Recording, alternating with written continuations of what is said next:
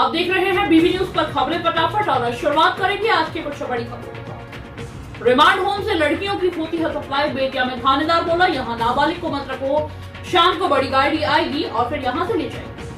बिहार के remand home की असलियत एक बार फिर उजागर हो गई है। इस बार बेतिया बालिका सुधार गृह की पोल थानेदार ने ही खोल दी है। अपहरण के केस में बरामद एक लड़की को लेने से इनकार करते हुए उन्होंने कहा, यहाँ नाबालिग को रखना खतरनाक है। लड़कियों को रोज किसी नई गाड़ी में भेज दिया जाता है, इसलिए घर ले जाओ। बिहार के बाहुबली रहे शहाबुद्दीन का परिवार खौफ में है। पत्नी हिना बोली, बेटे को फंसा रहे हैं, न्याय नहीं मिला तो हम सिवान छोड़ देंगे। बिहार के बाहुबली नेता शहाबुद्दीन का परिवार सरकार से गुहार लगा रहा है।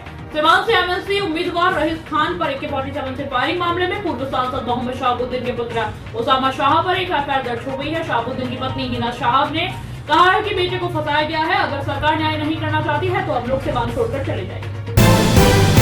पटना में रंगदारी नहीं देने पर सजा। मेडिकल शॉप के मालिक की दंडाहाड़े पिटाई। अपराधी मांग रहे हैं हर महीने 50,000 रूपए। एक मेडिकल शॉप से हर महीने 50,000 रूपए की रंगदारी मांगी जा रही है। रंगदारी नहीं दिए जाने पर मेडिकल शॉप के मालिक को बुरा अंजाम भुगतने की धमकी मिल रही थी। इसे शॉप मालिक ने नजरअंदाज कर दिया है। ये उसे माफी महंगा पड़ गया है। अचानक से अपराधियों ने उसके मेडिकल शॉप में दंडाहाड़े धावा बोल दिया, फिर उसकी जमकर पिटाई। औकात है तो बीजेपी वाले हमसे आमने सामने डिबेट करें। 3 MLA को खरीदने का लगाया आरोप। विकासशील इंसान पार्टी के अध्यक्ष मुकेश सहनी का दावा है कि बोझहा विधानसभा उपचुनाव में वीआईपी बड़े अंतर से जीत रही है। उन्होंने कहा है कि इस विधानसभा क्षेत्र में सभी संप्रदाय, जाति और समाज का समर्थन मिल रहा है। बोझहा उपचुनाव के लिए प्रचार अभियान में पहुंचे पूर्व मंत्री सहनी ने कहा है कि बोझा विधानसभा क्षेत्र चुनाव भले ही कहने को उपचुनाव हो, इसमें सरकार पर कोई असर नहीं पड़ने वाला है, लेकिन चुनाव का परिणाम राज्य की सियासत पर गहरा असर डालने वाला है। शव पड़े रहे और लोग लूटते रहे पेट्रोल। मुजफ्फरपुर जिले के मनियारी थाने के भुजंगी चौक के पास एक तेज रफ्तार टैंकर के पीछे से कार में जोरदार टक्कर मार दी। इससे कार सवार 2 लोगों की मौत हो गई, वहीं अन्य 2 घायल है। टक्कर मारने के बाद अनियंत्रित होकर टैंकर हाईवे से नीचे गड्ढे में पलट गया। टैंकर से तेल का रिसाव होने लगा। घटना के बाद काफी संख्या में लोगों की भीड़ जमा हो गई। लोग पेट्रोल डिब्बे और बाल्टी में भरकर ले जाने लगे। घायलों को हॉस्पिटल में भर्ती कराया गया। पटना सिटी में युवक को भुना, छत पर सो रहा था युवक। पटना सिटी में गुरुवार की सुबह अपराधियों ने एक युवक को घर में घुसकर गोलियों से भर डाला है। गोलियों की आवाज से आसपास के लोग एवं परिजन उठे। इस बीच अपराधी आराम से भाग निकले। घटना का कारण वर्चस्व या फिर शराब कारोबार को लेकर की गई पुलिस से तलाशने में जुटी है। घटना के बाद पूरे इलाके में अफरा तफरी का माहौल बन गया है। घटना की सूचना पाकर मौके पर पहुंची पुलिस ने शव को पोस्टमार्टम के लिए भेज दिया।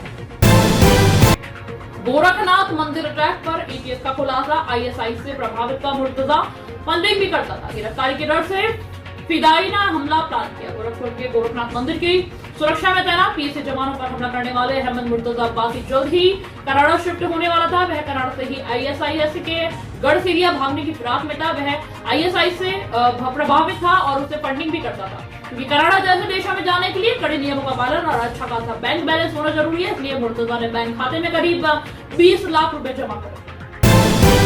बिहार MLC चुनाव रिजल्ट। NDA को 14 सीट मिली, RJD पर 4 का बदलाव। बिहार विधान परिषद के स्थानीय प्राधिकार कोटे की 24 सीटों के चुनाव परिणाम आने शुरू हो चुके हैं। इनमें अब तक 14 सीटों पर NDA और 4 सीट पर RJD और 2 सीट पर निर्दलीय प्रत्याशी की जीत हुई है। सीतामढ़ी से JDU प्रत्याशी रेखा कुमारी ने महज 68 वोट से चुनाव जीत लिया है। वहीं सारण से निर्दलीय प्रत्याशी सचिदानंद रॉय जीते हैं। राय के पास सबसे ज्यादा 1108 करोड़ की सिवान में 24 घंटे में छिन गई परिवार की खुशी।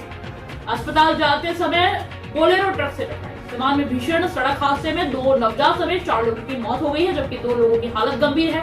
घटना बुढ़नी थाना क्षेत्र के भटई गांव के पास की है। गुरुवार सुबह करीब 3 बजे बोलेरो सवार परिवार नवजात बच्चे को दिखाने देवरिया जा रहे थे। जुड़वा बच्चों का जन्म बुधवार शाम को हुआ था। इन्हें डॉक्टरों से दिखाने सभी लोग देवरिया जा रहे थे।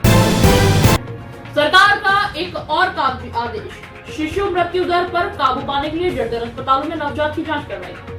बिहार में सरकार एक और चौंकाने वाला कागजी आदेश जारी की है। आदेश सरकारी अस्पतालों में प्रसव के बाद नवजातों की जांच से जुड़ा है। सरकार की मंशा प्राइवेट अस्पतालों की तरह शिशु मृत्यु दर रोकने को लेकर है, लेकिन जर्जर भवनों में संस्थानों की मार झेल रहे सरकारी अस्पतालों में ये कैसे संभव होगा, इस पर ध्यान नहीं है। सरकार का दावा है कि स्वास्थ्य केंद्र पर दक्ष डॉक्टरों को तैनात कर नवजातों की जांच।